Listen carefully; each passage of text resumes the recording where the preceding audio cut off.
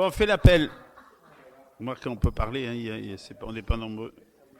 Alors, Jean présent, Claude Sanchez présent, Inès Prière de la Combe présente, Edgar Maréchal présent, Céline Castel présente, Yves Durand présent, Jacques Jaudard présent, Hélène Martin présent, Augustin Tessier présent, Elisabeth Rabouin présente, Christine Boyer a donné son pouvoir à Elisabeth.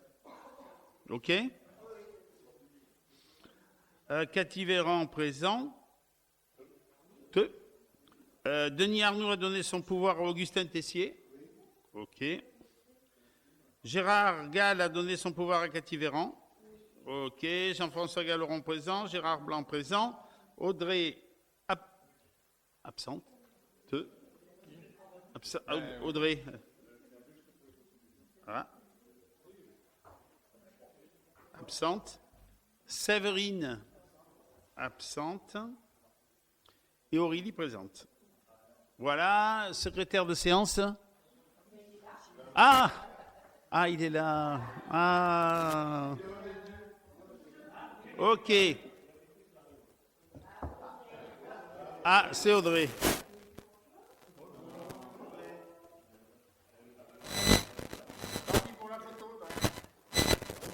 Ah oui, ça va. Tu as raison, ça remontait le niveau. Plus fin, plus... Ça va? Quoi? J'ai pas compris. Ah oui. Oui, tu as raison. Oui, ceux qui sont pas là, ils ne reviendront pas de toute manière.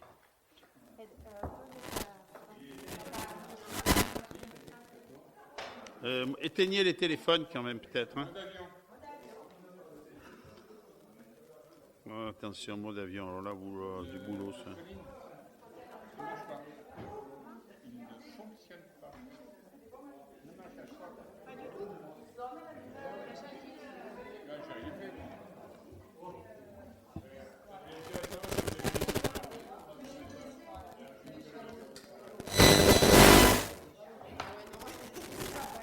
Ça n'a pas l'air de marcher.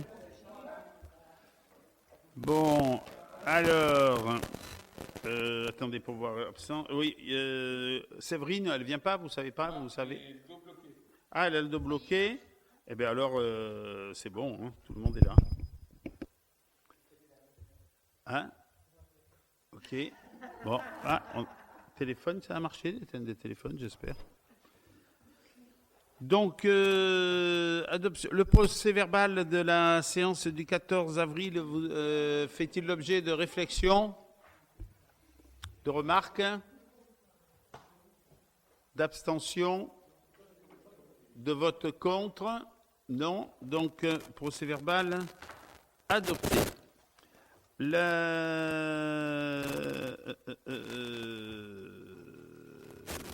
le premier dossier, décision du maire, il n'y en a pas, hein, c'est bien ça, je regarde derrière. Voilà. Décision du maire, donc il n'y en a pas. Désignation du secrétaire de séance, elle est faite. C'est notre ami Gérard. Oui. Tu es venu nous faire une petite photo? Avec plaisir. Ok, donc premier point de l'ordre du jour, c'est l'accord de principe sur le jumelage avec la commune de Castellagna-Coppi. Donc, vous savez qu'on avait reçu une proposition de se jumeler avec la commune historique de Fausto-Coppi, dans lequel le fils est élu. C'est une petite commune et qui est dans le même projet de développement du cyclable comme nous allons le faire à travers le projet qui a été validé par le conseil départemental et dont la première grande opération aura lieu le week-end du 1er octobre. Donc, c'est une commune qui est dans la province d'Alexandrie. C'est à peu près à 5 heures de voiture d'ici, donc une commune assez proche. Et il s'avère qu'un journaliste qui est le père d'ailleurs du directeur du journaliste Vélo, qui est un des grands journaux sur le vélo français, et a fait cette proposition, sachant on va avoir un article d'ailleurs dans ce journal sur le projet qui a été validé dans le conseil départemental de développer des promenades familiales pour la découverte du patrimoine culturel immatériel. A fait cette proposition à Castellana di Coppi. Vous vous rappelez que nous avions reçu un accord de principe du conseil municipal de Castellana di Coppi. Je vous encourage à aller voir sur Internet, c'est magnifique, c'est un petit village, mais une sorte de château, c'est très beau. Et ils nous ont donné leur accord de principe, donc nous devons délibérer pour leur écrire que nous sommes d'accord. Et il y a leur grande manifestation annuelle, il y en a d'autres, c'est l'endroit en Italie où on célèbre le doublé de Fausto Coppi et le titre de champion du monde de vitesse sur anneau qu'il avait fait. Il avait cette année-là gagné ce titre, plus le Tour de France, plus le Tour d'Italie. Et donc, c'est le parrain alors, ils ont ce qu'ils appellent l'Heroica, eux, c'est ce que nous essaierons de chercher un jour ou l'autre. Ils ont comme parrain Bernard Hinault, et nous avons à l'accord de Gianni Longo comme marraine de l'opération et Gianni Longo sera à Castellana di Coppi aussi. Voilà, donc, et elle sera là le premier week-end. Voilà, et on a demandé à Alain Prost qui a donné son accord de parrainer et de participer éventuellement à l'opération, à la manifestation. Donc on a des parrains de haute volée et on espère d'ailleurs que ça aidera pour avoir quelques mécènes. Voilà, donc, pardon. Oui, Hinault y sera et Gianni Longo a dit qu'elle viendrait en Italie. Donc, nous organisons un petit voyage en Italie, s'il y en a qui veulent se greffer. Alors, nous, comme le matin, le samedi, on a les nouveaux grésouyers, on partirait vers midi, 1h, pour arriver là-bas en fin d'après-midi, dormir une nuit, passer la journée du dimanche, redormir une nuit et rentrer. Tous ceux qui veulent y venir, dites-le, parce que pour les chambres, il faut retenir et c'est... Hein ? Tu as répondu, toi. Tu as obtenu. Nous, on en a eu 3 de plus qui ont été obtenus. Tu es partant ? Alors, oui, moi, je vais regarder aussi là où on a pris nous. Bon. Alors, qui y a d'autres qui aimeraient venir ? C'est un papier. Une demi-feuille, une demi. Je fais partie des 3 chambres. Attends. C'est attendez, regarde, c'est le samedi 26, dimanche 27, c'est ça ? Alors, il y a déjà Claude, moi, et c'est qui vient ? Le troisième, Yves, c'est retenu, les chambres. Toi, Cathy, tu as retenu ? Donc, il resterait Augustin ? Non, c'est pas parce qu'après, plus on avance, plus ça va être dur. Hein. Tu viens seul ou avec 2, avec 2 personnes en plus ? Non. Non, mais je demande. Tu me dis à 2. J'ai compris que tu en as mené 2. Ah, mais le garçon est... Augustin, une chambre. OK. On resterait sur ça ? Tu vois ? Tu me dis. Bon, après, vous pouvez ne pas dormir le dimanche soir, mais nous, on a trouvé que si on fait la journée sympa, moi, partir dans la nuit ou le soir tard et rentrer. Voilà. Donc, il me faut la délib pour que je puisse leur envoyer le courrier. Je vais la garder, celle-là. Ça te fait rien ? Tu n'as pas besoin ? Ah ben, si tu veux, oui. OK. Ensuite, on va voter.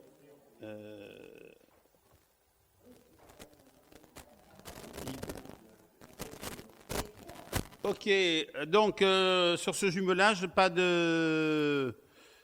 d'objection, pas de vote contre, pas d'abstention, et donc on va peut-être les inviter à venir en retour pour Saint-Éloi. Ça va être sympa. Voilà.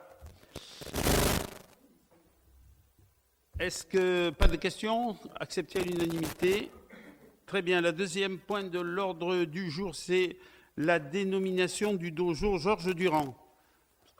Suite au décès de Georges Durand, qui avait consacré, vous le savez, une grande partie de sa vie au club de judo de Saint-Étienne-du-Grèce, à l'époque où il était déjà d'ailleurs dans ses locaux, ici, la proposition nous a été faite d'appeler le dojo, c'est-à-dire la salle où se fait le judo, la dénommer Georges Durand.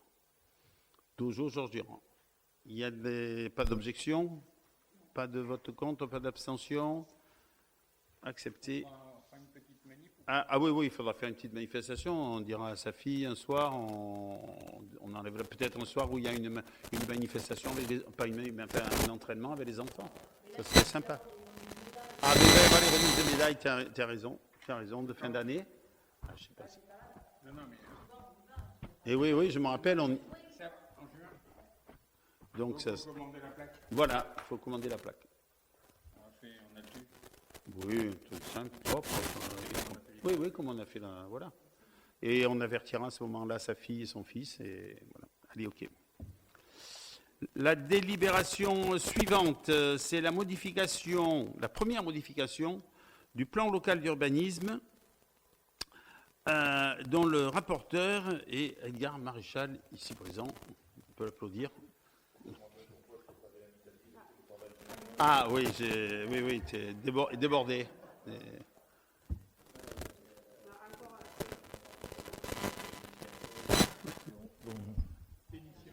Alors, donc, je vais vous parler effectivement de cette modification numéro 1 du plan local d'urbanisme. Donc, il est rappelé, bien sûr, que nous avons un plan local d'urbanisme qui a été approuvé par la délibération du conseil municipal le 20 juillet 2017. Il s'avère qu'une modification de ce PLU est rendue nécessaire avec des objectifs, bien sûr, qui seront poursuivis, et ils sont les suivants. Le premier, c'est le changement et l'ajout de précisions de droit commun, c'est-à-dire ce sont dans le test des petites des précisions sur les modalités, dans l'OAP, alors le droit commun dans l'OAP, puisqu'on avait des OAP sur plusieurs secteurs, dans le règlement qui a été écrit, et sur les documents graphiques, et également sur le rapport de présentation du PLU approuvé. Ces précisions apporteront une clarification à la rédaction, bien sûr, de ces nouveaux documents qui seront applicables à partir de l'approbation de cette modification. Voilà.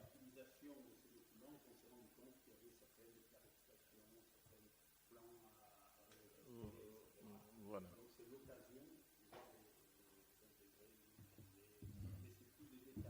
Voilà. Alors donc ça concerne aussi, mais justement, beaucoup d'adaptations réglementaires mineures, ce qu'on peut appeler, puisque ce sont des ajustements à des documents d'urbanisme et notamment à certaines évolutions sur la réglementation et les données du territoire. Divers ajustements sur la rédaction du règlement écrit, l'ajustement de la rédaction du règlement dans les zones de risque d'inondation pour mieux tenir en compte toutes ces contraintes sans impact sur la carte d'ALIA. Et également compléter la liste des changements de destination des constructions existantes en zone A et N, puisqu'il s'avère que nous avons quelques projets qui doivent se faire sur des grands bâtiments qui ont été classés d'ailleurs comme patrimoine et qui ont aujourd'hui, on avait dans le précédent PLU dit la possibilité de les rénover, et puis on s'est aperçu qu'il y avait une petite phrase qui ne nous le permettent pas. Donc aujourd'hui, on se trouve confronté à des problèmes justement de plusieurs projets. Donc on va régler ce problème-là en faisant une modification. Troisièmement, bien sûr, l'ouverture de la zone urbanisée stricte à vocation économique. Vous savez que nous avions dans le précédent PLU marqué notre intention de définir une zone pour l'extension du marché, notamment, de l'activité du marché. Aujourd'hui, des changements interviennent. Nous allons certainement vendre une partie du marché pour venir faire un bâtiment qui va finir la place de la mairie.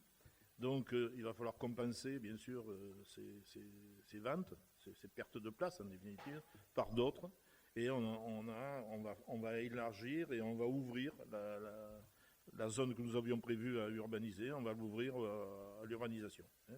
Et aux services techniques, on va revoir, bien sûr, l'accès des services techniques, on va revoir aussi la possibilité d'activités nouvelles avec le marché. Enfin, tout ça, c'est des choses qui vont se faire en évoluant petit à petit, en fonction, bien sûr, des discussions et des besoins que nous aurons. Alors, à cette occasion, il y aura lieu de procéder aussi à la mise à jour de certaines servitudes d'utilité publique, en annexe du plan de local d'urbanisme, une étude en vue de la modification du périmètre délimité des abords des monuments historiques aussi, parce qu'on a une carte qui a été refaite par les monuments historiques, donc on va l'appliquer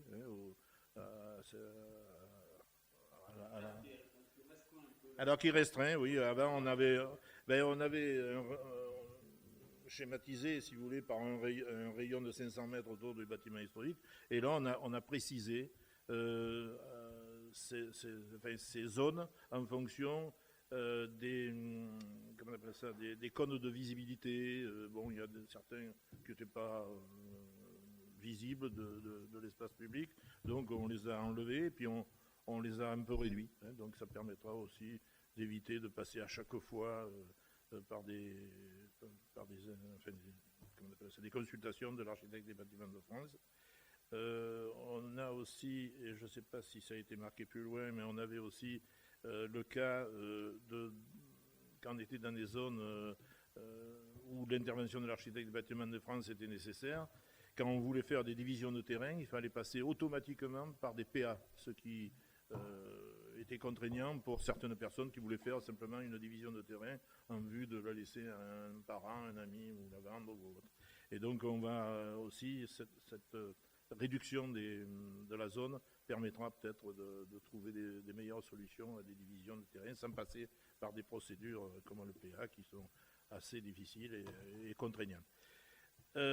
Ces évolutions qui seront précisées dans les dossiers de projet de modification du PLU ne relèvent pas de cas de révision, donc ce sont simplement des modifications et des adaptations visées par l'article L5331 du Code de l'urbanisme. Moi, je vous fais grâce un peu de tous ces chiffres, ça n'a pas d'importance. Voilà, donc, et également, ces modifications n'affectent pas les orientations du PADD. Parce que si on avait été obligé de faire la modification du PADD, c'était plus une modification, c'était une révision. Et c'était bien plus long. Donc on s'est quand même réduit un petit peu la procédure. Ça ne réduit pas aussi les espaces boisés classés, puisque ça on les maintient, ni les zones agricoles et naturelles ou de protection éditées par le PLU. Alors, s'agissant de l'ouverture à l'urbanisme, la procédure de révision du PLU ne s'impose désormais pas, donc selon ces dispositions. La zone considérée n'est pas ouverte à l'urbanisation et n'a pas fait l'objet d'acquisition foncière significative de la collectivité ou indirectement par un opérateur foncier.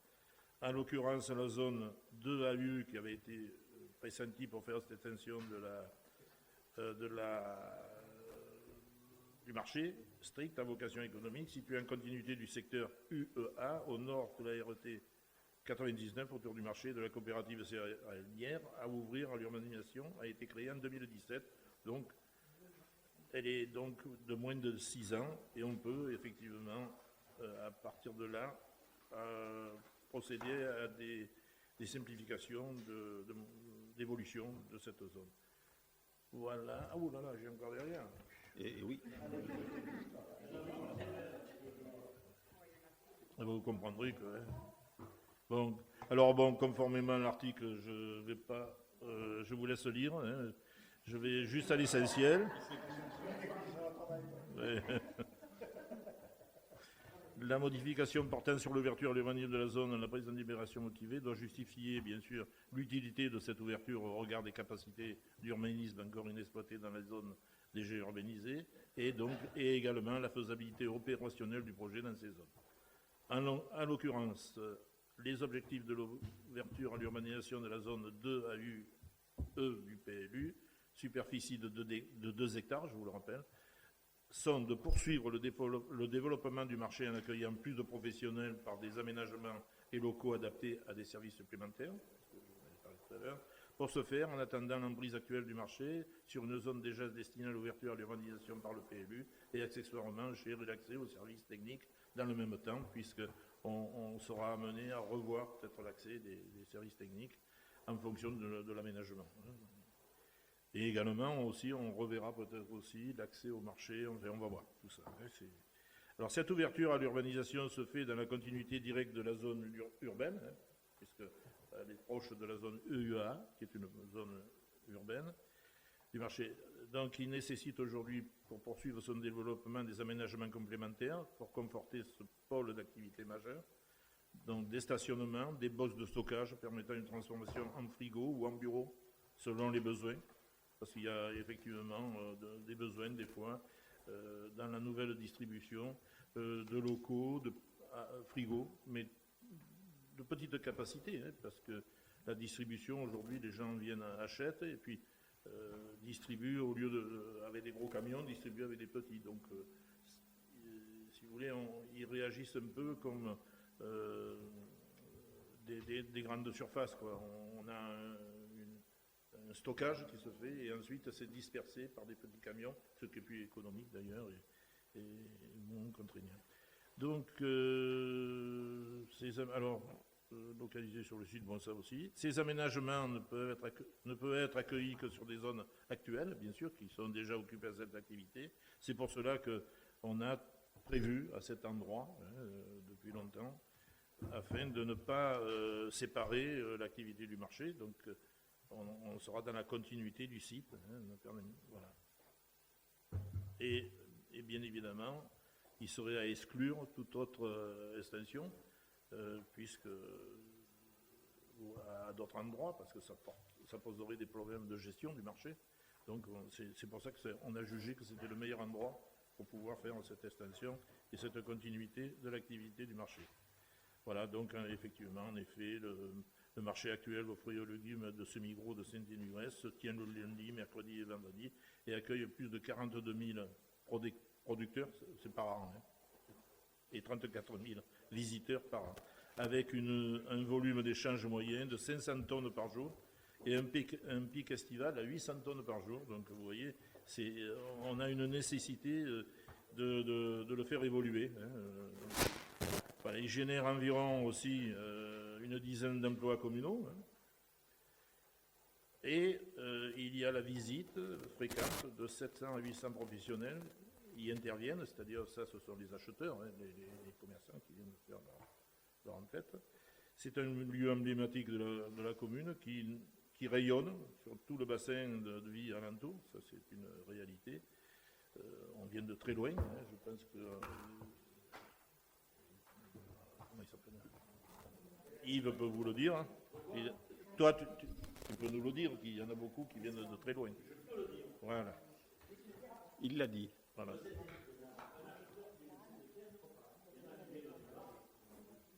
Perpignan. Oui.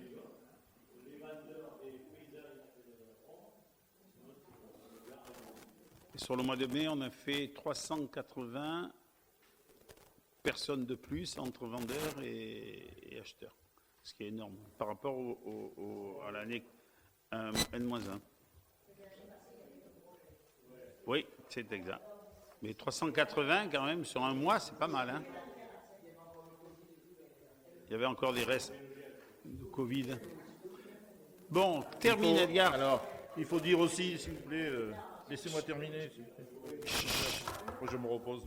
Vas-y. Le plus gros marché. Alors, c'est aussi quand même le plus gros marché de circuits courts ouvert, hein, dans la région et de culture biologique dans la région.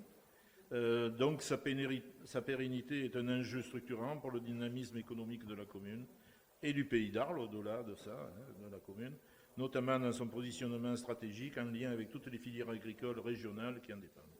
L'ouverture à l'urbanisation de cette zone 2 AUE doit être encadrée par une orientation d'aménagement qui assurera un aménagement d'ensemble cohérent, c'est-à-dire que quand on va faire le PLU, ça sera accompagné, comme par exemple au cours du Loup, d'une étude, d'une préétude qui imposera quand même, qui orientera, si vous voulez, la nouvelle structure de cet aménagement. Donc, c'est ce que je viens de dire, donc voilà. Voilà, donc ça participera bien sûr à la continuité de la qualité urbaine du village, parce que bon, c'est dans une zone d'activité. Voilà, les conditions. Non, je suis très convaincu. Je te signale, c'est moi qui l'ai écrit avec.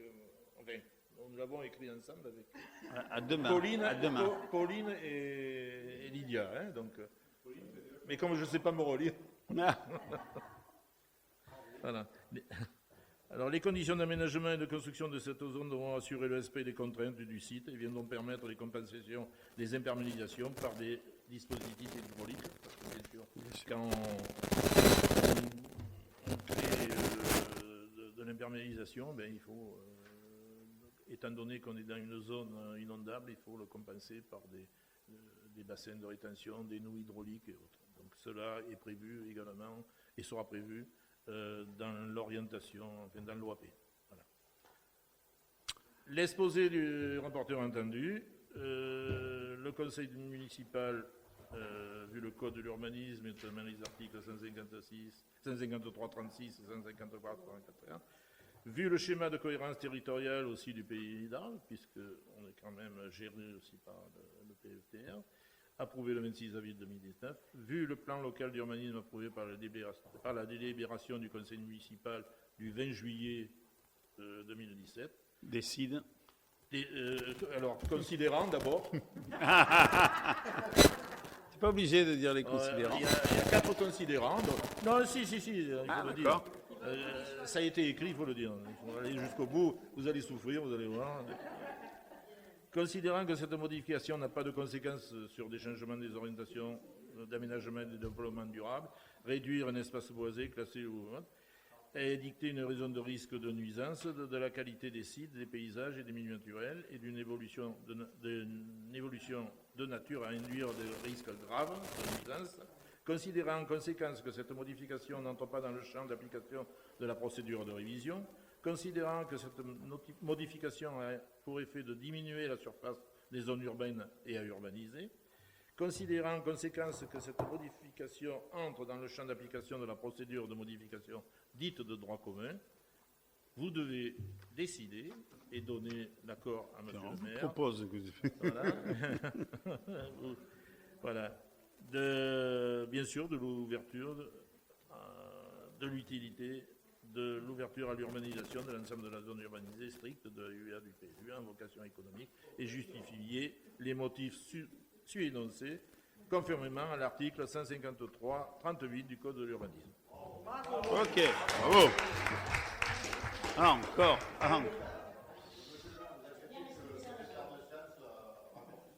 On va le proposer. Oui, donc, qui s'abstient après ce remarquable énoncé? Qui vote contre? Vous avez la carte qui apparaît, mais enfin, elle ne fait que résumer ce que vient de dire très brièvement. Brillamment, pas brièvement. Ah, pardon. Donc, qui s'abstient? Voilà, vous voyez la zone qui va être récupérée, la zone en bleu sur le côté gauche. Pas de vote contre, pas d'abstention. Pour le marché unique. Ah, c'est pas pour faire des maisons. Non, mais ça ne sort pas une zone d'activité commerciale, rien du tout. C'est marché, non. Marché non. Ah, nous, le problème. Non, oui, tout à fait. Oui. Pas d'objection, pas de vote contre, pas d'abstention. Accepté à l'unanimité. La délibération suivante, qui est beaucoup plus courte, concerne l'attribution d'une subvention, une demande d'aide financière au conseil départemental dans le cadre de l'opération façade, dont vous avez tous entendu parler. Et donc, il nous faut là délibérer sur l'attribution de subventions et documents à signer et actes divers et variés sur cette demande, dont tu peux dire 2 mots. Je crois que j'en ai peut-être un peu plus. Oui, effectivement, donc depuis le 1er janvier 2019, le département propose une nouvelle aide aux communes pour la mise en valeur des centres anciens. Donc le département subventionne effectivement des travaux de façade jusqu'à un montant de 70% de leur valeur.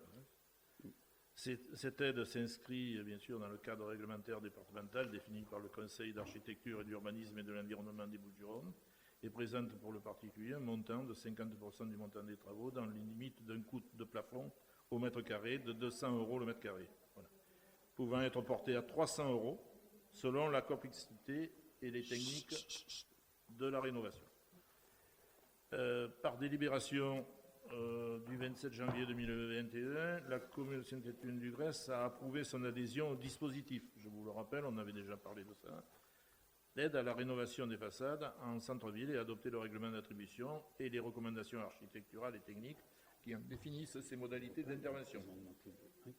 La commune a été saisie pour le ravalement de biens situés 49 avenue de la République, correspondant à une demande de subvention de 46 577,52 € sur la base des devis fournis. Alors, je vous rappelle que ça, c'est une demande de subvention qui a été présentée. Chaque fois qu'il y aura une demande de subvention qui sera présentée par un particulier, elle fera effectivement l'objet d'une délibération.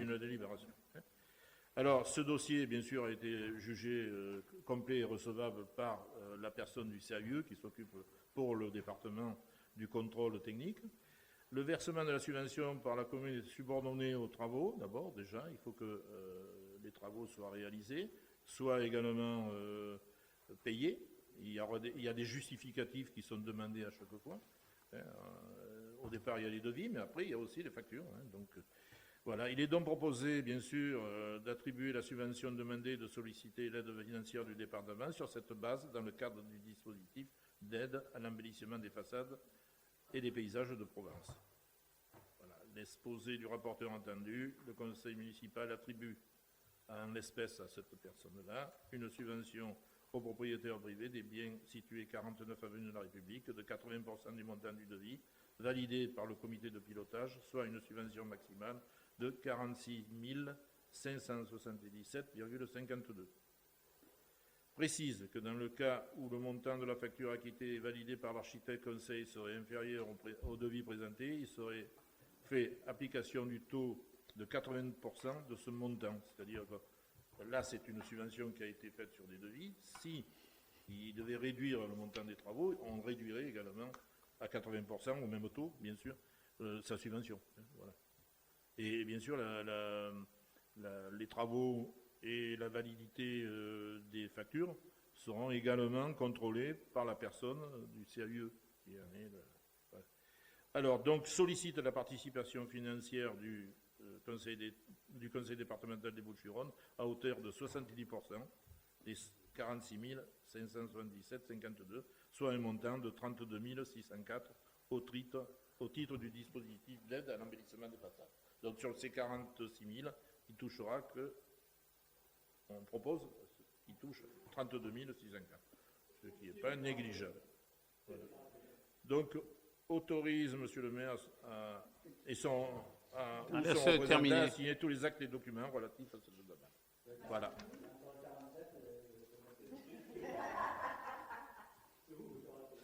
Alors, je pense qu'il y a... Je pense qu'on a adopté une disposition, c'est qu'on ne donne pas de nom.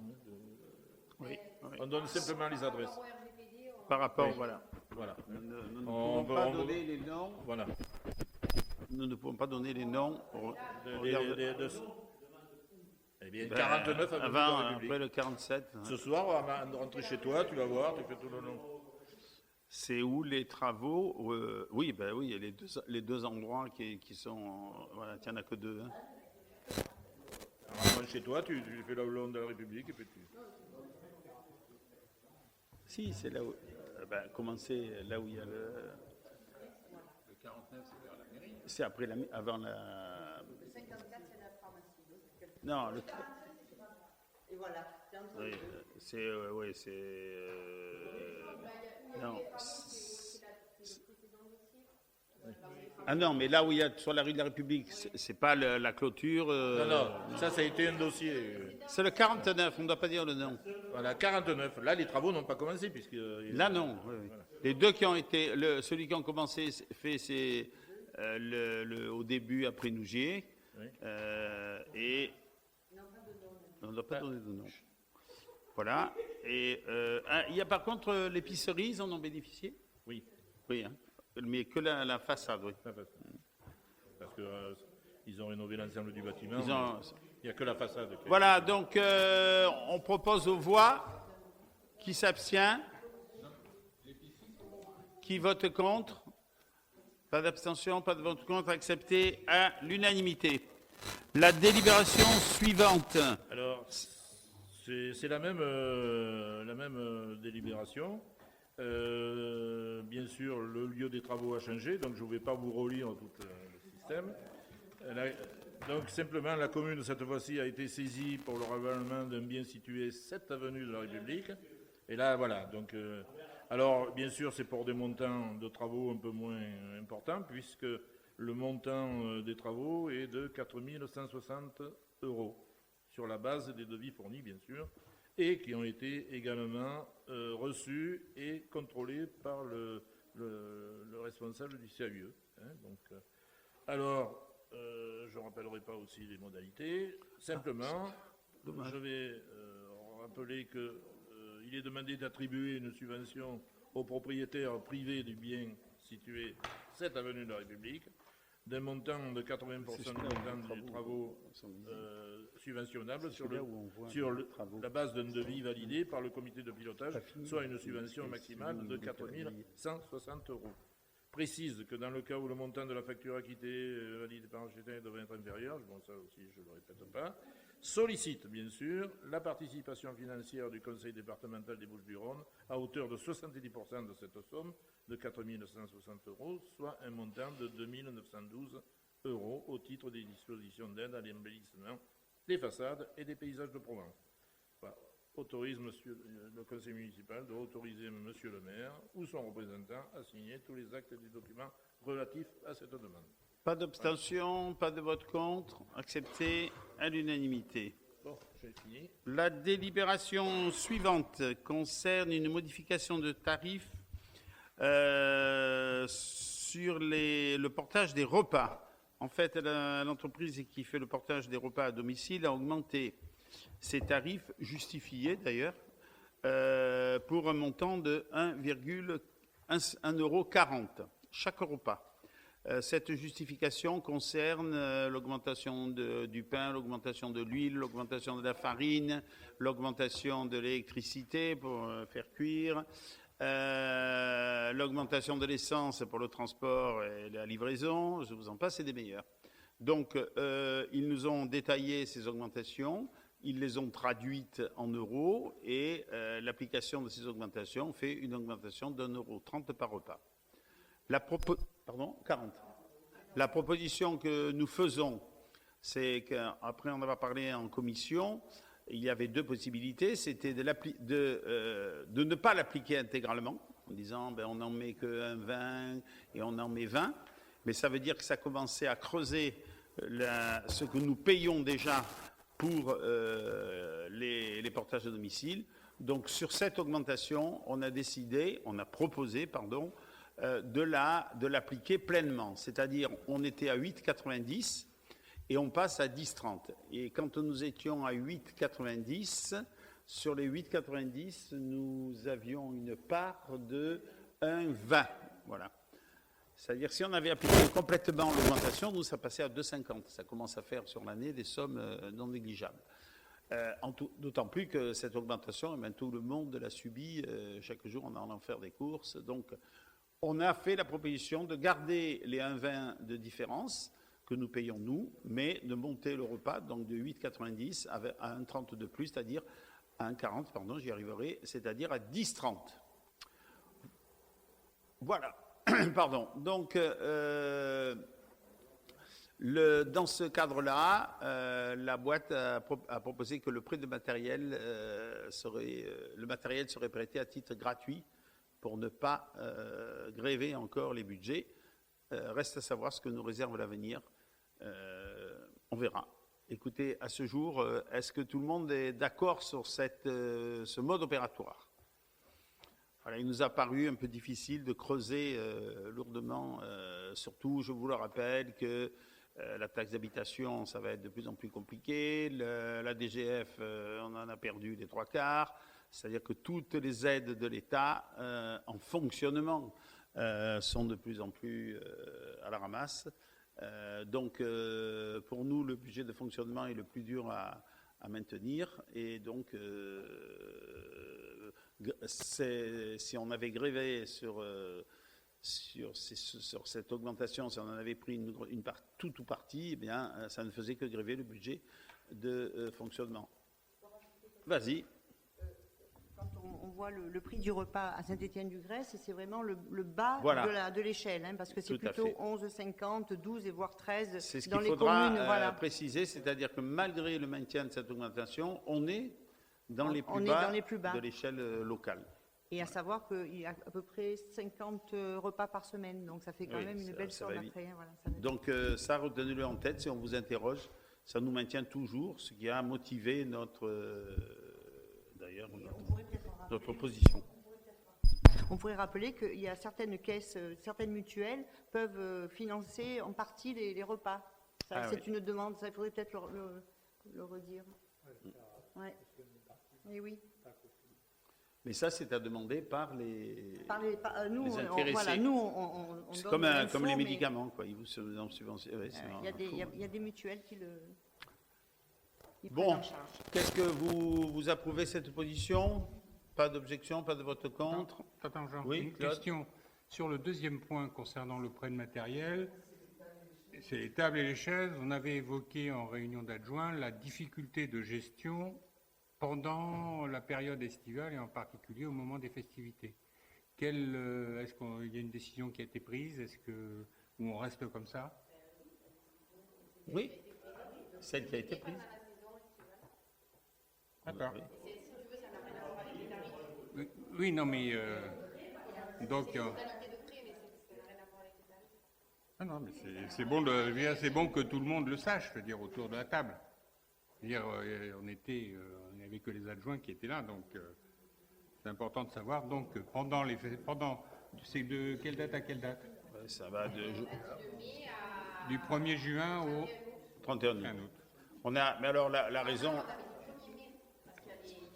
les 1er mai, la raison est que pendant cette période, quasiment toutes les 15 jours, si ce n'est parfois toutes les semaines, on a la quasi-utilisation de la totalité des tables et des chaises.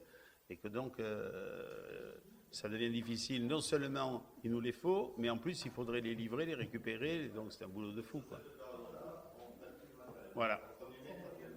Après, une fois Saint-Éloi terminé, fin août, on recommence. Voilà. Pas d'objection, pas de vote contre, pas d'abstention, accepté à l'unanimité. Vous avez donc le tableau joint de l'ensemble des tarifications qui ne changent pas, si ce n'est celle des prix unitaires des repas. La délibération suivante, qui est la délibération numéro 7, concerne tout prioritairement Augustin Tessier, ici présent. Oui. Nous sommes très heureux de t'avoir parmi nous. C'est un plaisir partagé. Et donc, nous te laissons nous expliquer cette très difficile et compliquée délibération. Oui, c'est très compliqué. Alors, la délibération, non, mais l'achat d'énergie est extrêmement compliqué. D'ailleurs, je ne vais pas vous l'expliquer parce que je ne maîtrise pas tous les éléments. La commune est adhérente au syndicat mixte d'électrification du département, le SMED 13. D'ailleurs, toutes les communes du département font partie, sauf Marseille. Mais il est question que Marseille rejoigne le SMED, ce qui serait une bonne chose, parce qu'il s'agit là de constituer un groupement d'achat pour l'achat d'énergie l'énergie publique, hein, pas les énergies privées. Ce qui, étant groupé, nous ferait gagner pas mal d'argent. Et en ces temps où l'énergie augmente dans des proportions importantes, c'est intéressant. Donc, il faut passer cet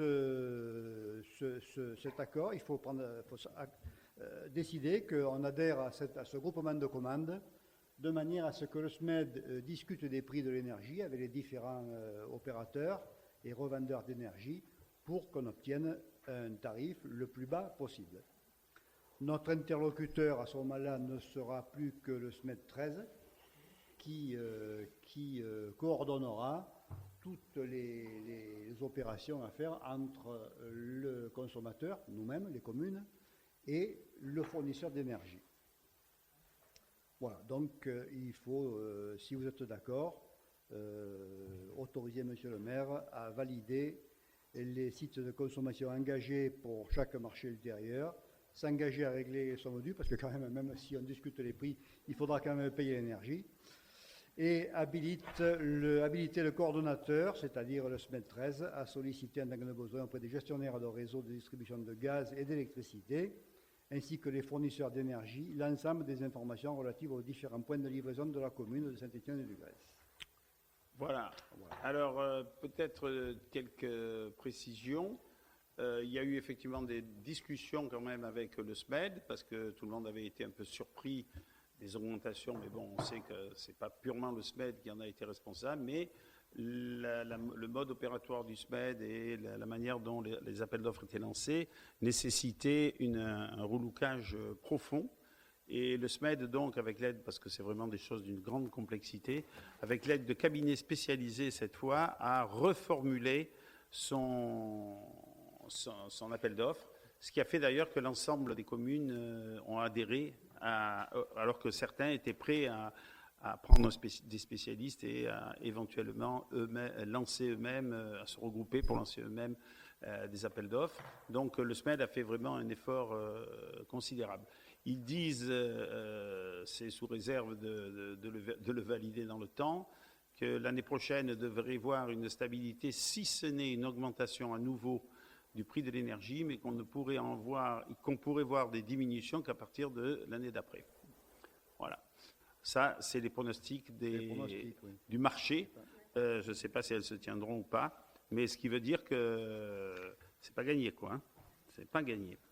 Voilà, donc accepté à l'unanimité, pas d'objection, pas de vote contre, pas d'abstention.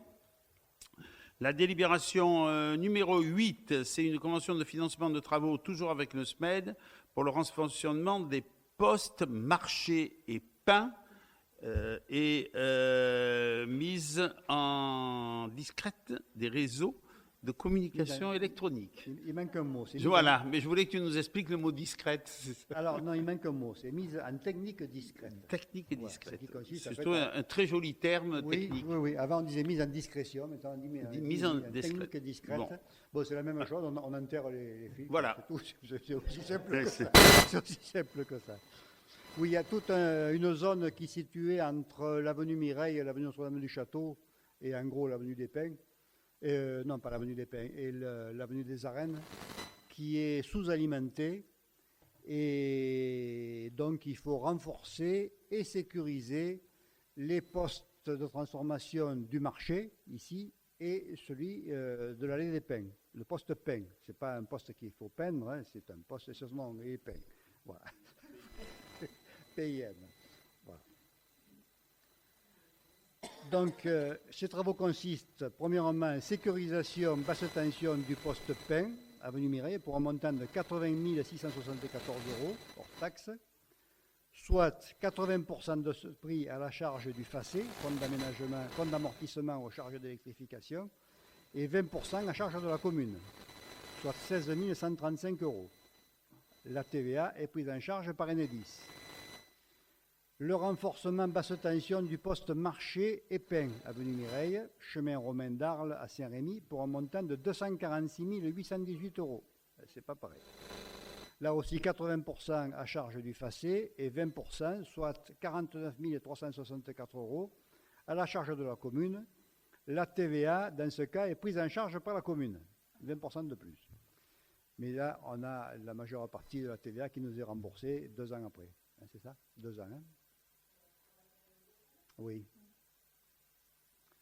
Et ensuite, l'intégration des réseaux de communication électronique dans l'environnement avenue Mireille pour un montant à la charge de la commune de 79 489 € hors taxe. La TVA est due par la commune.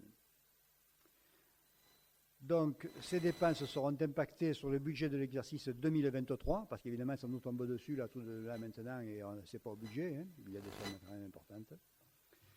Le conseil municipal approuve les conventions de financement de travaux avec le SMED. Les conventions suivantes. Premièrement, sécurisation basse tension du poste pain, montant total 80 674 €, 64 539 à la charge du FACÉ et 16 135 €, 20%, à la charge de la commune. La TVA est prise en charge par Enedis. Renforcement basse tension poste marché et pain avenue Mireille, chemin Romain d'Arles à Saint-Rémy, pour un montant de 246 818 € hors taxe, soit 80%, soit 97 454 à la charge du FACÉ et 49 364 €, 20%, à la charge de la commune. La TVA est prise en charge par la commune. Et ensuite, intégration des réseaux de communication électronique dans l'environnement, avenue Mireille, pour un montant à la charge de la commune de 79 489 € hors taxe. La TVA est due par la commune. Le conseil municipal autorise monsieur le maire à signer tout document. Je n'ai pas fait l'addition, Pauline, tu l'avais faite peut-être de total 145 hors taxe à la charge de la commune. Qui vient... C'est un maximum, absolument.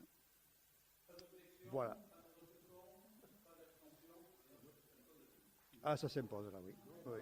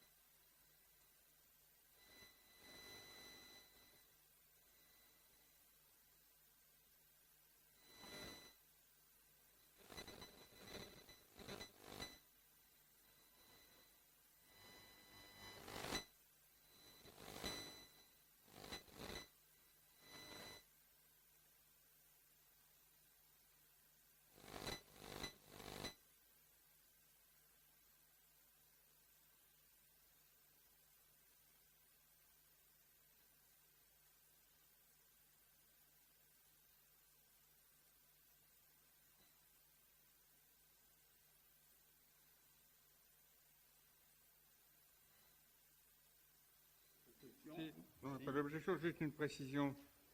Dans la compétence IRV, infrastructure de recharge des véhicules électriques, cela veut dire que toute implantation de nouvelles bornes est de la compétence de la commune, donc à l'initiative de la commune, et sur un financement de la commune, avec ou sans subvention.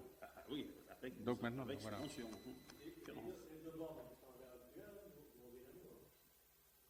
Les bornes Simone. Eh bien, oui, elles seront rétrocédées, mais elles ne seront pas gérées par la communauté de communes. Si, c'était donc d'origine.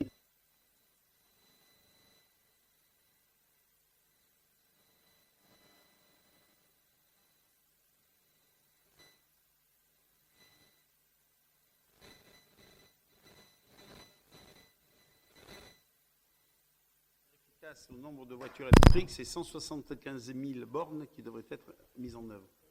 Pour répondre à ce qui existe, enfin, pour répondre à une vie normale d'une voiture, c'est-à-dire sans se casser la tête avant de partir, de savoir où il faut que je m'arrête, combien de kilomètres je vais faire, etc. Pour se dire, je pars, je trouverai une station, comme on se le dit aujourd'hui. Il y en aurait 147 000, je crois, à mettre en œuvre. Donc vous voyez, et quand vous savez que la voiture électrique se développe, il y a un moment donné, il va y avoir un petit...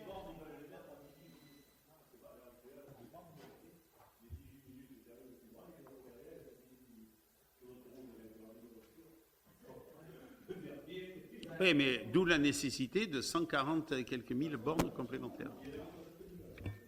C'est inimaginable quand on dit le chiffre, ça paraît incroyable. Voilà, donc sur cette modification, pas d'objection, pas de vote contre, pas d'abstention. On vous a joint les statuts modifiés.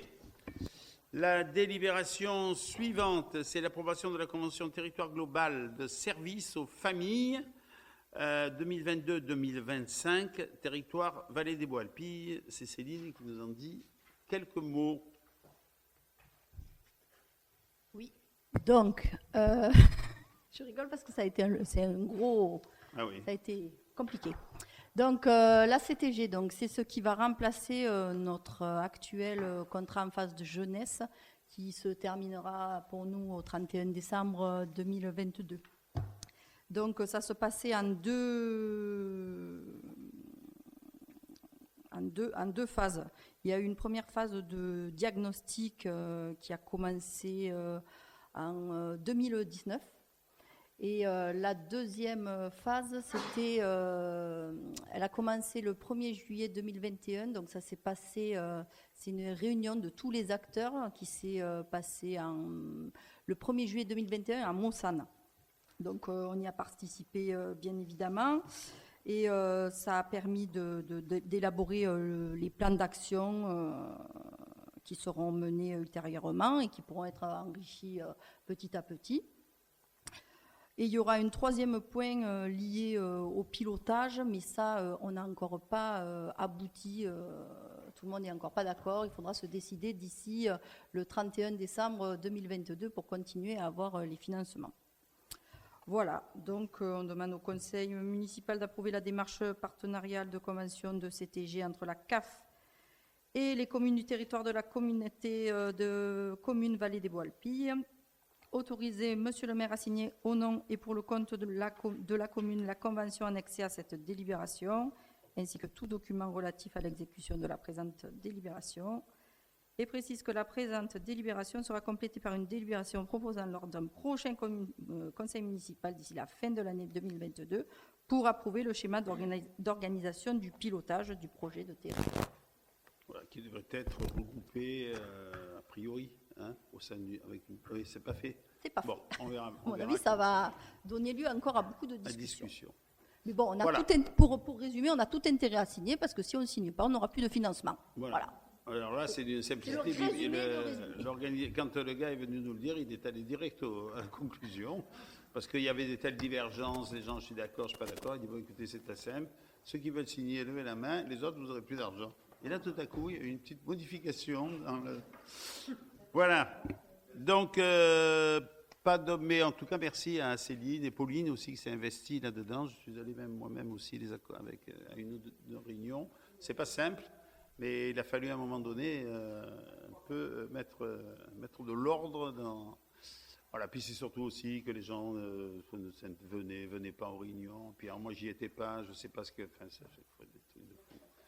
Bon, pas d'objection, pas de vote contre, pas d'abstention, accepté à l'unanimité. La délibération suivante, c'est l'avenant de prorogation numéro 2 au contrat de location de la buvette du marché. C'est Yves qui nous en a parlé et qui donc, après de longs mois de travail pour Yves, avec le directeur de la buvette, a obligé une cure de désintoxication qu'il va attaquer sous peu, dès la délibération votée, libéré enfin de cette obligation de se rendre tous les jours à la buvette pour négocier à coups de bière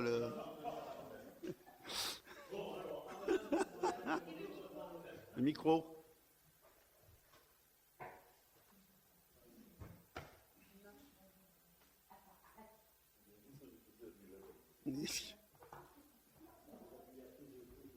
Bon, tiens, un bel organe, Yves. Tiens, prends celui de... È rotto la macchina.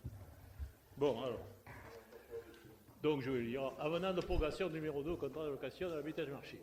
Il est rappelé à l'Assemblée que par délibération numéro 2021-082 du 28 décembre 2021, le Conseil municipal a approuvé la conclusion d'un avenant de prorogation au contrat de location du local de la buvette du marché arrivant à échéance le 31 décembre 2021 afin de relancer sereinement une consultation de concession de services publics pour retenir le nouveau délégataire. Les demandes de renseignements complémentaires durant à la procédure de consultation de concession de services publics n'ont pas permis de retenir le nouveau délégataire avant le 1er mai 2022. C'est pourquoi il a été nécessaire de proroger le contrat actuel. Ils ont demandé au conseil municipal de régulariser par avenant la prorogation du contrat de location du 1er au 31 mai 2022. L'exposé du rapporteur a entendu le conseil municipal approuve la conclusion d'un avenant de prorogation numéro 2 au contrat de location du local de la buvette en vue de son exploitation à usage de débit de boisson pour une durée de 1 mois du 1er mai au 31 mai 2022. Autorisez monsieur le maire à signer. Oui, donc, comme ça traînait, eh bien, il a fallu proroger le contrat. Donc... tu aurais pu le dire d'entrée. Non, mais si ça vous gêne, le Non, c'était un plaisir. D'ailleurs, on va t'en donner une autre derrière, de délibération. OK. Donc, vote, pas d'objection, pas de vote contre, accepté à l'unanimité. La délibération suivante, eh bien, elle concerne toujours la fameuse buvette et l'attribution de la délégation des services publics. On peut aller direct à la conclusion, mais de toute manière, tu vas le faire. Il n'y a eu qu'une personne qui s'est présentée, donc c'est la personne qui est à l'heure actuelle, c'est la Sirius Mine, qui est le seul qui s'est présenté. Donc, comme il n'y en avait pas d'autres, après plusieurs relances, pour avoir tous les documents, Pauline les a eus. Et donc, maintenant, considérant des négociations, M. le maire propose au conseil municipal l'approbation de l'offre de base de la société Sirius Mine, dans la mesure où cette offre répond aux besoins définis par la commune en amont de la procédure de consultation. L'exposé du rapporteur. Voilà, donc je peux vous donner les... Alors, il faut préciser, Yves, que dorénavant, ils feront snack. On a demandé obligé à ce qu'ils fassent snack. Hein. C'est ce que j'allais... Pardon. Donc, la somme de location est de 19 000 € par an, et il y a une caution de 10 000 € et il est obligé, donc dans le contrat, de faire à manger. Donc, sandwich... petite comment est-ce qu'on appelle ça ? Restauration. Voilà. Et je vous précise aussi, ça, sachez-le, parce qu'on risque de vous en parler, de vous le demander, que normalement, la date n'est pas arrêtée, mais dans l'année ou les 2 ans à venir, Deslis est en train de liquider, voudrait s'arrêter, de se mettre à prendre sa retraite. Et donc, nous n'autoriserons aucune autre... Parce que c'est absurde d'autoriser à lui maintenant de me faire à manger pour qu'il se fasse un jour une concurrence. C'est ce qui après fait difficulté pour payer les mensualités, enfin et tout là. Donc il n'y aura sur le marché aucune autre acceptation de vendeurs de sandwichs ou toute autre pizza, tout passera par la buvette. Ça permettra, espérons-le, à Buvette de pouvoir continuer à vivre le mieux possible dans les années à venir. C'est sûr qu'il vivra bien. Mais je pense qu'il vivra bien quand Destis sera bien, ils vivront mieux. Du chiffre d'affaires.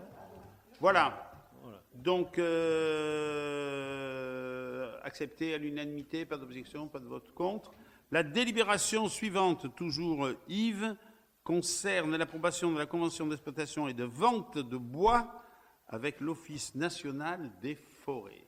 Oui, alors, approbation de la convention d'exploitation et de vente groupée des bois avec l'Office national des forêts. Donc, c'est alors, l'application des articles L214.7 et L214.8 du Code forestier, l'ONF propose à la commune une convention d'exploitation et de vente groupée de bois pour les coupes suivantes. Donc, c'est la parcelle 51A et 53A. C'est la piste à L203 qui se trouve entre le GR sur le plané et la limite en allant sur Tarascon. Donc, ils ont fait une coupe de bois, ils ont fait du broyage. Donc, ce qui nous rapporte 80 mètres cubes de bois par an et, sur la deuxième coupe, 50 mètres cubes de bois par an.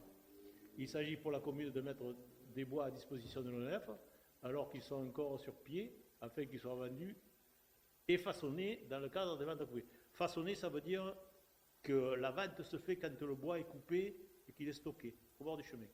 Ça, c'est le bois façonné. Sur pied, le gars, il achète, il se démerde. Dans le cadre des ventes groupées, l'ONF prenant alors la responsabilité de leur exploitation et l'activité de donneur d'ordre. L'ONF procède ensuite à la mise en vente du bois provenant de plusieurs propriétaires des forêts et reverse ensuite à chaque propriétaire la part qui lui revient, déduction des frais, faite des frais de recouvrement, reversement et des éventuelles charges d'exploitation. L'exposé du rapporteur entendu approuve la convention d'exploitation et de vente groupée du bois avec l'Office national des forêts. Ce qui veut dire que il y a autre chose après. Eh bien voilà, donc ça, Monsieur le maire a signé la dite convention d'adhésion, ainsi que tout autre document nécessaire. De toute manière, on ne peut que signer parce que le bois est coupé et vendu. Pas d'objection donc, pas d'abstention, accepté à l'unanimité.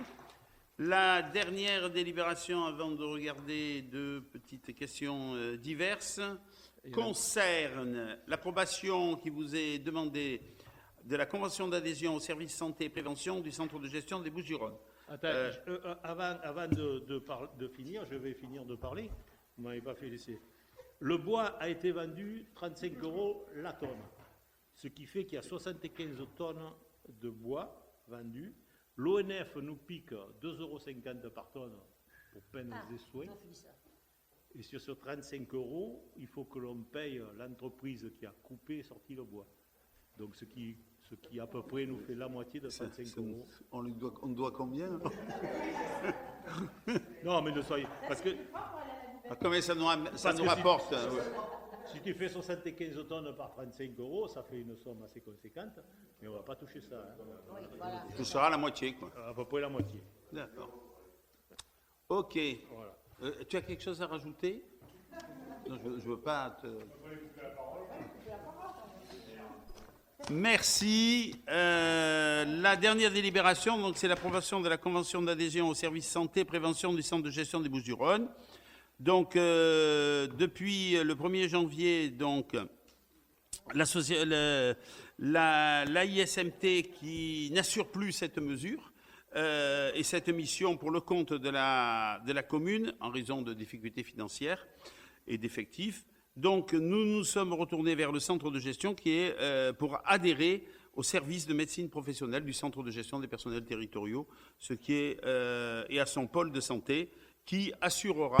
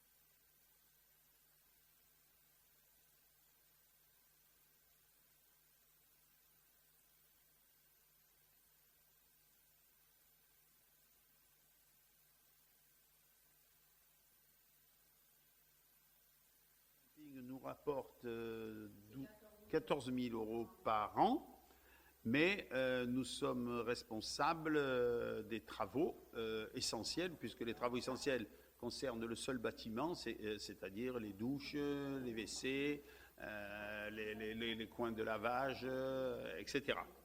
Voilà. Il faut être très honnête, ça ne nous coûte pas aujourd'hui, parce que c'est assez neuf, hein, ça a été fait il y a combien, Augustin, 4 ans 4 ans. Ça ne nous coûte pas, les 14 000 euros qu'on encaisse, on ne les dépense pas dans le camping aujourd'hui. Mais il est un jour où nous devrons réinvestir.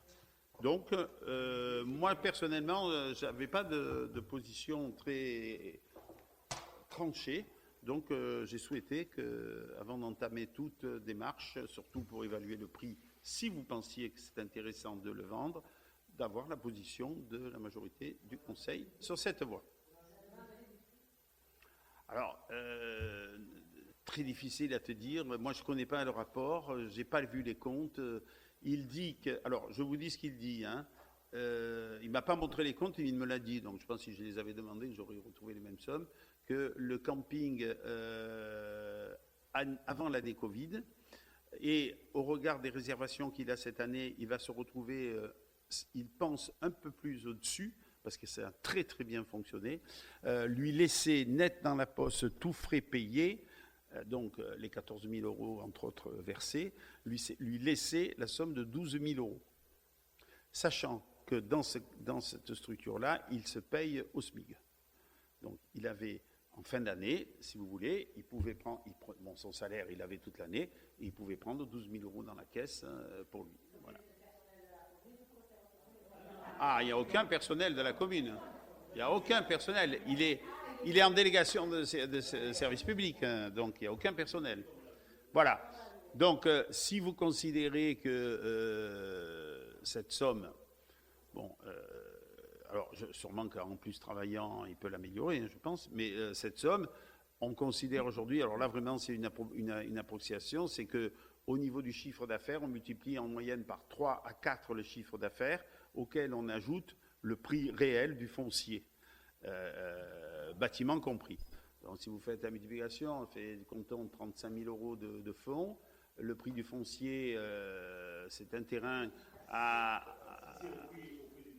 Oui, mais il n'est pas constructible, il est inondable, inconstructible. Donc, il est grévé de servitude, c'est un terrain qui ne vaut pas plus de... Le canal, si c'est du 10 à 15 euros le mètre, c'est le bout du monde.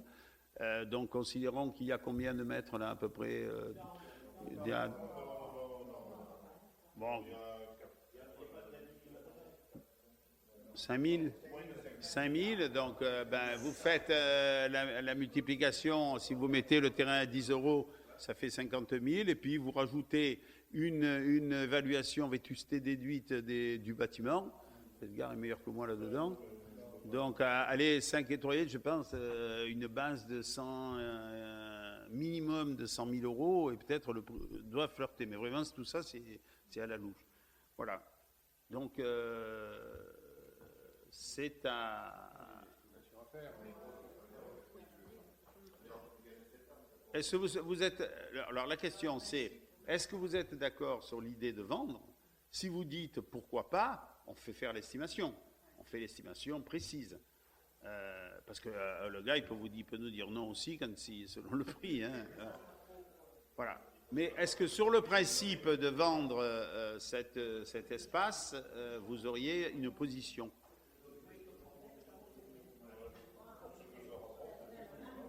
Chut. Oui.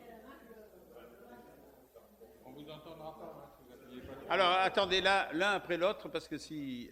Hélène, vas-y.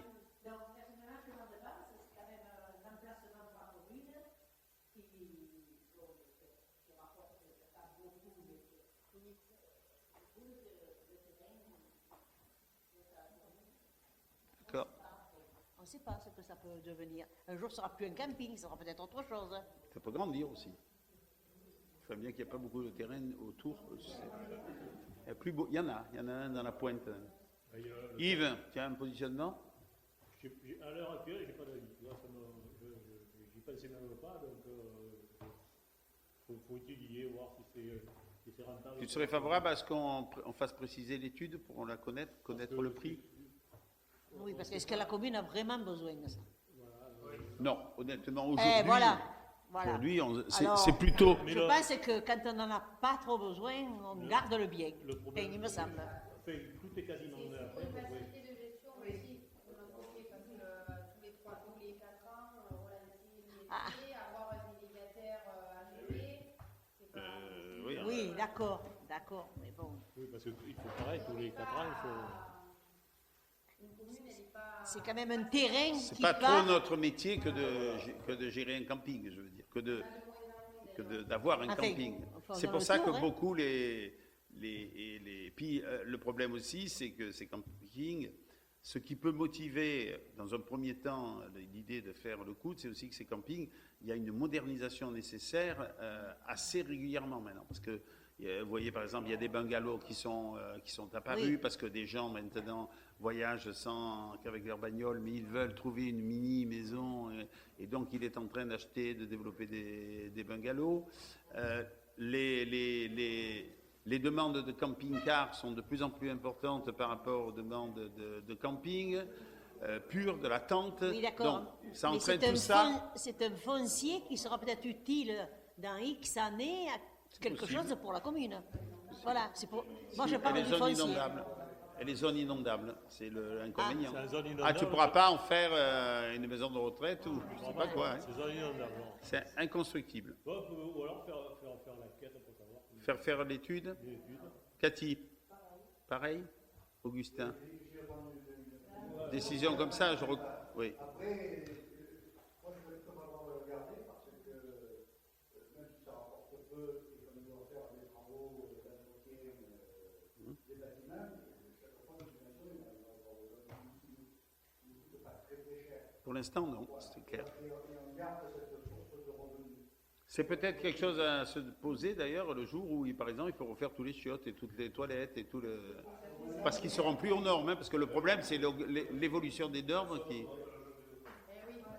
Oui, ça deviendra moins cher. Après, si on ne lui donne pas, il ne restera pas.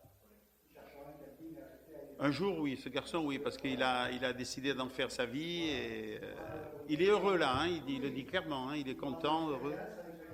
Voilà. Oui. Moi, je sais que vous savez qu'il organise des soirées l'été. Hein. Moi, il m'a invité une fois ou deux. C'est vachement sympa. Hein. Il a une dynamique, le gosse, qui est. Ah, mais c'est son père qui est. Oui, son père, c'était chouette ce qu'il faisait. Ceux qui viennent au camping, ils viennent au village. Edgar. Si le camping est ferme. Eh oui. Eh oui. Ah, c'est possible aussi. Alors, c'est l'argument qu'il a avancé. Parce que nous, on lui a dit la compétence pour le sport donc, reste aux communes, comme vous l'avez vu tout à l'heure. Moi, il m'a demandé si on pensait un jour ou l'autre faire une piscine. Je dis en toute honnêteté, nous, une piscine pour le camping aujourd'hui, c'est pas... Oui, c'est pas possible. Il faut voir dans des conditions peut-être de surélévation.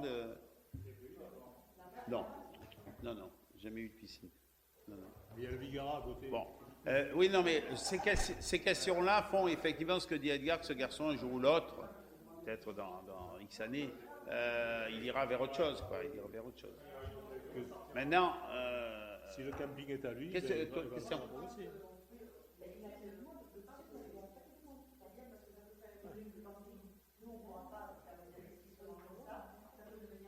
La piscine, nous, vous savez ce que c'est une piscine?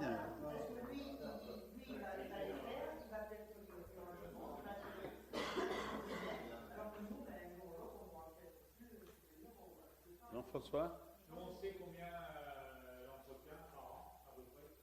Sur les 10 000 euros, les 14 000, on revient au moins... Là, ça va dépendre des années. Là, si on prend 2021, c'est quasi zéro. Hein. C'est zéro. Il y a eu de bricoles qui ont été changées au camping. 2020, pareil. Un truc qui est destiné au public, ça diminue plus vite. Donc, c'est sûr qu'au bout de 2-3 ans, on va commencer à avoir... Bon, en termine le tour de table et on verra. Claude.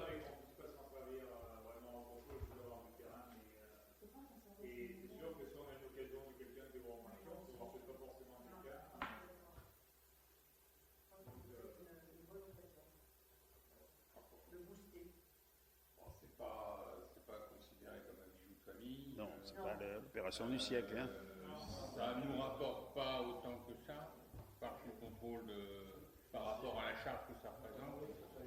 Et ce qu'il faut, c'est attendre l'évaluation et puis on prendra une décision. 100 000 euros, ça serait pas mal. Moi, je trouve. Ça serait... Plus, tu penses? Oui, ça me paraît très. Audrey. Chut. De quoi? Estimation. Décision après.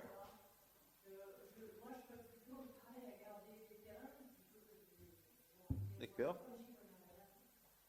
Jacques.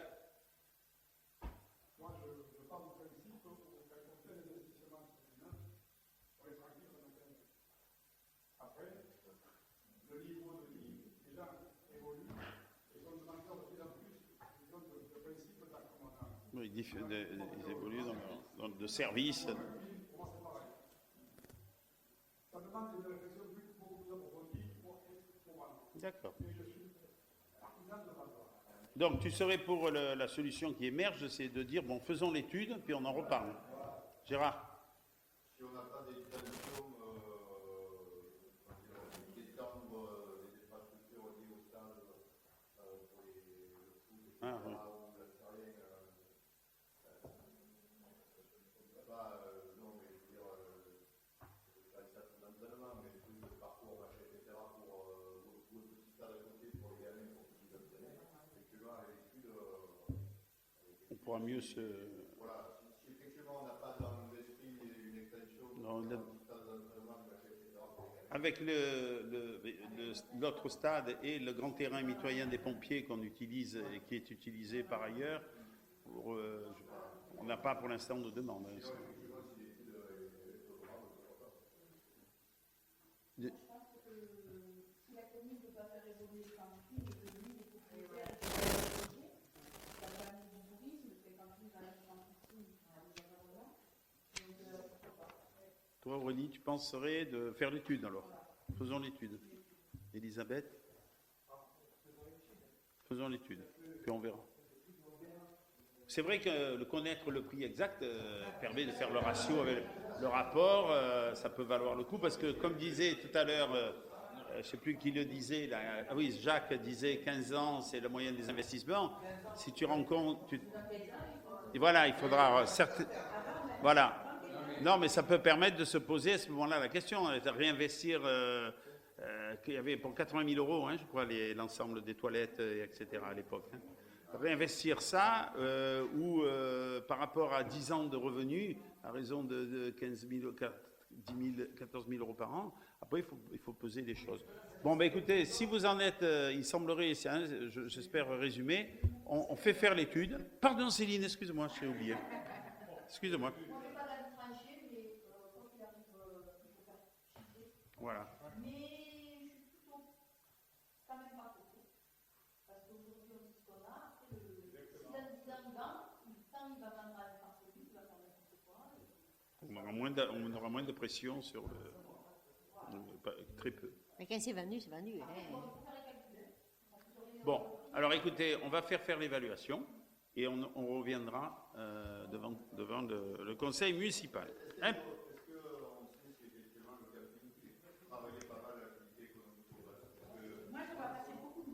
Ah, moi aussi, place de l'église, je vois des gens du camping venir chercher leur pain, des jeux. J'en ai, oui.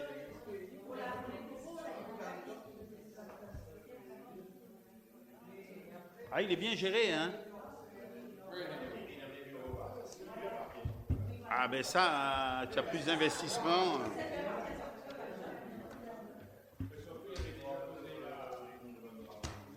Bon. Écoutez, on reste sur cette position. On va faire l'étude par les domaines. Et à partir de l'étude, on reviendra au conseil. OK? D'accord. Merci infiniment. Ouais. C'est ça. C'est ça. Écoutez, la parole est à Gérard.